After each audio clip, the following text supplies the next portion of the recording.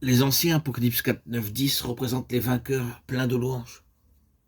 La caractéristique d'un vainqueur, c'est qu'il est rempli d'adoration. S'il n'y a pas d'adoration, il y a peu de croissance. Nous pouvons avoir un bon enseignement, mais s'il n'y a pas d'adoration, il n'y a pas de croissance. Les croyants simples adorent souvent le Seigneur avec des visages rayonnants. Au moment de l'adoration, les croyants instruits et possédant beaucoup de connaissances bibliques commencent à prier au lieu d'adorer.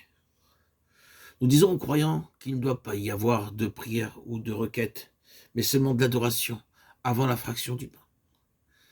L'adoration nous fait croître. Dans Matthieu 2, 11, les mages vinrent avec des offrandes d'or, d'encens et de myrrhe, bien qu'ils n'aient pas eu l'expérience du salut. L'or parle de la divinité, l'encens de la résurrection, et la myrrhe représente la souffrance. Il ne peut y avoir de véritable adoration sans expérience.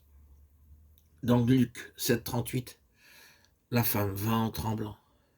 Elle se savait pécheresse, mais elle savait aussi que Jésus la pardonnerait.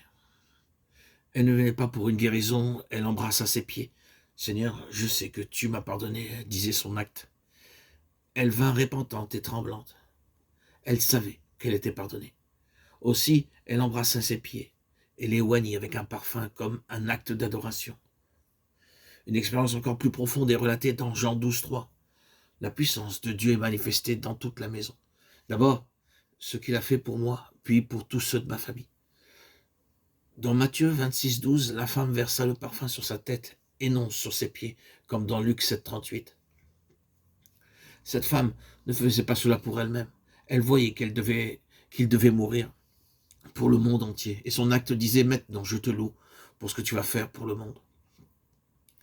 Par la véritable adoration, nous croissons spirituellement.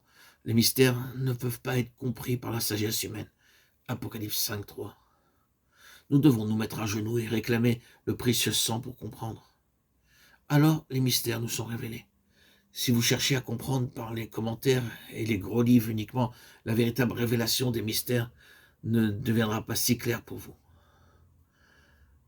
La véritable révélation des mystères ne deviendra pas si claire pour vous. Jean 1, 29 nous montre que nous devons le connaître d'abord comme l'agneau de Dieu. Les musulmans l'acceptent comme prophète, mais pas comme agneau de Dieu. Par l'agneau et son précieux sang, nous comprenons les mystères. Dans Jean 20, 17, il est dit à Marie, ne me touche pas. Dans Matthieu 28, 9, elle lui saisit les pieds. Ces deux événements se sont passés le même matin. Pourquoi ? Avant qu'il ne monte au ciel, personne ne pouvait le toucher.